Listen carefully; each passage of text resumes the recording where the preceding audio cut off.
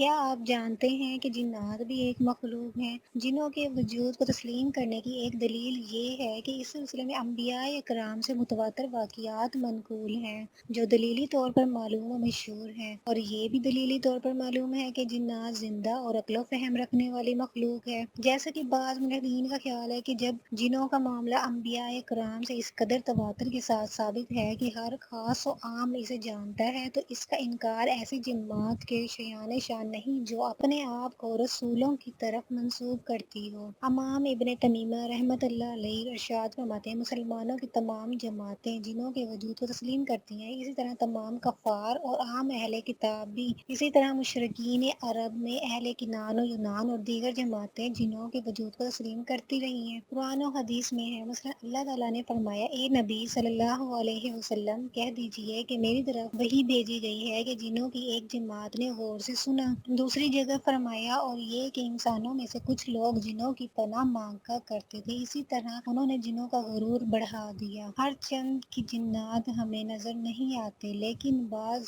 جانور مثلا گدھے اور کتے ان کو دیکھتے ہیں۔ مسند احمد بن ابن ابو داؤد میں جابر رضی اللہ عنہ سے صحیح سند کے ساتھ مروی ہے، اگر تمہیں رات میں کتے یا گدھے کی آواز سنائی دے تو اللہ تعالیٰ کے ذریعے شیطان سے پناہ مانگو، اس لیے کہ گدھے اور کتے ایسی چیزیں دیکھتے ہیں جو تم نہیں دیکھ سکتے۔ جنات کی غذا کون ہے؟ جنوں کا کھانا اور پینے کا سلسلہ لوگوں کے اختلاف میں ہے۔ کچھ لوگ کہتے ہیں کہ تمام قسم کے جنات نہ کھاتے ہیں نہ پیتے ہیں، لیکن یہ قول غیر معتبر ہے۔ دوسرا قول یہ ہے، جنات کی ایک قسم کھاتی پیتی ہے اور دوسری قسم نہیں کھاتی پیتی۔ تیسرا قول ہے کہ تمام جنات کھاتے اور پیتے ہیں، البتہ اس میں اختلاف ہے۔ کچھ لوگ کہتے ہیں کہ وہ چباتے اور نگلتے ہیں، بلکہ صرف سونگھتے ہیں، مگر اس کی کوئی دلیل موجود نہیں۔ دوسرے لوگ کہتے ہیں کہ وہ چباتے اور نگلتے ہیں، یہی قول صحیح ترین ہے، جس کی شہادت حدیث سے ملتی ہے۔ حدیث مبارک میں ہے، صحیح بخاری میں ابو ہریرہ سے روایت ہے کہ نبی صلی اللہ علیہ وسلم نے ان کو استنجا کے لیے پانی بھر کے لانے کا حکم دیا اور کہا کہ ہڈی اور گوبر نہ لانا۔ اس کے بعد جب ابو ہریرہ نے آپ سے ہڈی اور گوبر نہ لانے کا راز معلوم کیا تو آپ نے فرمایا،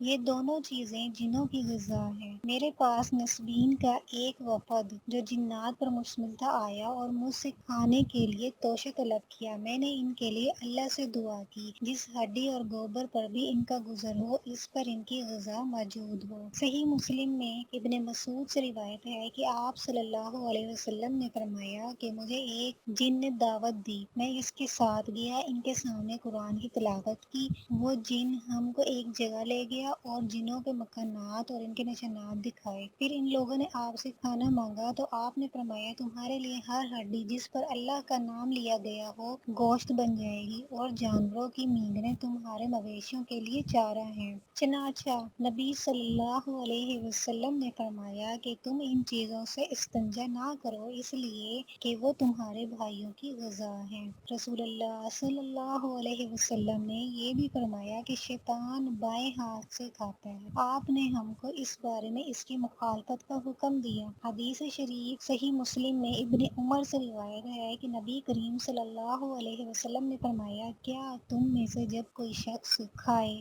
تو داہنے ہاتھ سے کھانا چاہیے، اور جب پیے تو دائیں ہاتھ سے پینا چاہیے، کیونکہ شیطان بائیں ہاتھ سے کھاتا پیتا ہے۔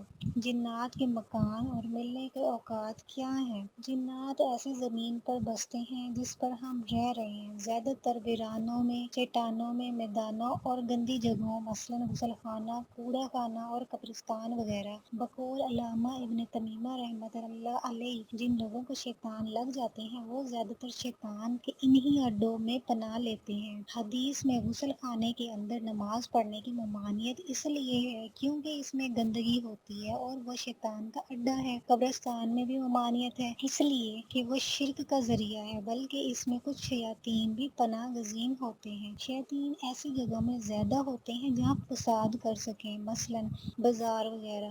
شیطان انسان کے اندر خون کی طرح دوڑتا ہے۔ صحیح بخاری مسلم میں حضرت انس سے مروی ہے کہ رسول اللہ صلی اللہ علیہ وسلم شیطان انسان کے اندر خون کی طرح دوڑتا ہے۔ نبی اکرم صلی اللہ علیہ وسلم کی بیوی صفیہ بنت حیی سے روایت ہے کہ وہ کہتی ہے نبی کریم صلی اللہ علیہ وسلم اعتکاف میں تھے، میں ایک رات آپ کے پاس ملاقات کے لیے آئی، آپ سے کچھ باتیں ہوئی، پھر میں جانے کے لیے کھڑی ہوئی تو آپ مجھے الوداع کہنے کے لیے کھڑے ہو گئے۔ صفیہ کا گھر اسامہ بن زید کے گھر کے قریب تھا، اتنے میں دو انصاری صحابی گزرے جب انہوں نے نبی اکرم صلی اللہ علیہ وسلم کو دیکھا تو تیزی سے چلنے لگے۔ نبی اکرم صلی اللہ علیہ وسلم نے فرمایا آہستہ چلو، وہ کوئی اجنبی عورت نہیں بلکہ میری بیوی صفیہ بنت حیی ہے۔ دونوں نے کہا سبحان اللہ، اے اللہ کے رسول، آپ نے فرمایا شیطان انسان کے اندر خون کی طرح دوڑتا ہے، مجھے اندیشہ ہے کہ کہیں تمہارے دلوں کو بدگمانی نہ پیدا کر دے۔ جس دروازے کو بسم اللہ کہہ کر بند کیا گیا ہو اس کو جنات نہیں کھول سکتے۔ یہ بات نبی اکرم صلی اللہ علیہ وسلم نے بتائی۔ آپ صلی اللہ علیہ وسلم نے فرمایا دروازہ بند کرو اور بند کرتے وقت اللہ کا نام لو۔ شیطان ایسا دروازہ نہیں کھول سکتا جو اللہ کے نام پر بند کر دیا گیا ہو، اور اس کو ابو داؤد، احمد ابن حیان اور حاکم نے صحیح سند سے روایت کیا ہے۔ شیطان بند دروازہ نہیں کھول سکتا، اور اپنے مشکیزیں اللہ کے نام لے کر بند کرو اور اپنے برتن اللہ کے نام لے کر ڈھانپو اور چراغوں کو بجھا دو۔ جزاک اللہ۔